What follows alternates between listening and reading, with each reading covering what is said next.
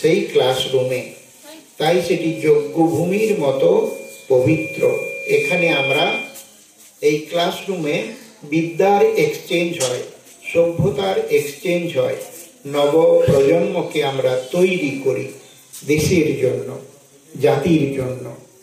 তো সুতরাং আমি প্রতিদিন কলেজের গেটটি খুলতাম এবং প্রভুর কাছে প্রার্থনা জানাতাম যে হে প্রভু, এই ধর্মঘট উঠিয়ে নাও, আবার দলে দলে ছাত্ররা আমার কলেজে আসুক, শিক্ষকরা আমার কলেজে আসুক, ইত্যাদি ইত্যাদি।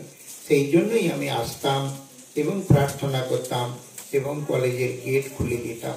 এটি আমাদের শিখে নিতে হবে যে আমরা স্কুল করছি, ছাত্ররা আসবে, শিক্ষকরা শিক্ষাদান করবে, কিন্তু আমাদের কর্তব্য কর্ম হলো নবপ্রজন্মকে তৈরি করা। এটি তার পেছনে যেন একটা আন্তরিকতা থাকে, কর্তব্য বোধ থাকে, দায়িত্ব বোধ থাকে, যে আমরা নব প্রজন্ম তৈরি করছি থাকবে। আর যে কথা বলছিলাম যে আমাদের স্বাধীনতার পর, স্বাধীনতা লাভের পর অনেক স্কুল কলেজ গড়ে উঠেছে, কিন্তু এখন আমরা স্কুল কলেজের জীবনে বা সংসারেও দেখি একটা জেনারেশন গ্যাপ, অর্থাৎ মা বাবার সাথে সন্তান সন্ততির যেন কোথায় ফাঁক থেকে যাচ্ছে, চিন্তাধারার সমন্বয় থাকছে না। সেই জন্য কি প্রয়োজন না, মূল্যবোধ শিক্ষার প্রয়োজন। ওদেরকে ছোটবেলা থেকেই আমাদের দেশে, বিশেষ করে অন্য দেশে আছে কিনা জানি না, তাদের মধ্যে প্রবেশ করিয়ে দিতে হবে মূল্যবোধের শিক্ষা। তখনই আমরা ঠিক জেনারেশন তৈরি করতে পারবো। আমাদের বৈদিক সাহিত্যেও আছে, সেখানে ওইরকম আচার্যের অন্তেবাসী হয়ে, আগে তো এরকম অন্তেবাসী হয়ে তারা থাকতো, হয়তো 20 জন কি 30 জন ছাত্রকে পড়ানো হচ্ছে, তারা লেখাপড়া শেখার পর 2 বছর কি 3 বছরের কোর্স পড়ার পর বাড়ি চলে যাবে, তখন ফেয়ারওয়েল। এরকম একটি সমাবর্তন উৎসবের ছবি তৈত্রীয় উপনিষদে অঙ্কিত রয়েছে, লেখা রয়েছে। তো সেখানে বলছেন যে ছাত্ররা প্রণাম করে আচার্য দেবের কাছে সমবেতভাবে, সব ছাত্র সমবেতভাবে প্রণাম করে বিদায় নিচ্ছেন, ফেয়ারওয়েল উৎসব।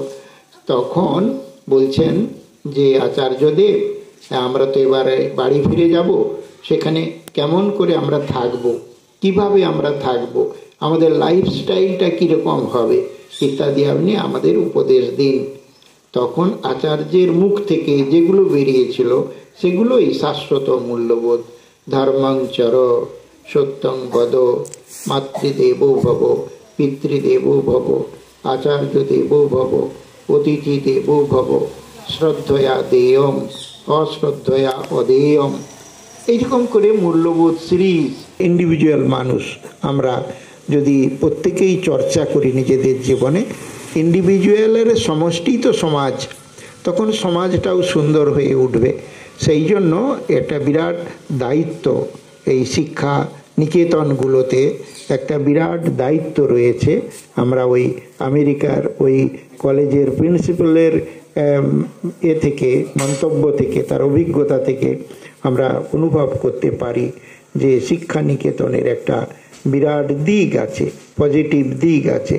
আমরা আমাদের সভ্যতাকে এক্সচেঞ্জ করতে পারি, জাতি তৈরি করতে পারি। আমাদের মনে রেখে আমরা যদি স্কুল কলেজ ইত্যাদি রান করাই, নিঃসন্দেহে জগন্মাতার আশীর্বাদ আমাদের সকলের উপর বর্ষিত হয়। এই যে স্কুল প্রতিষ্ঠানটি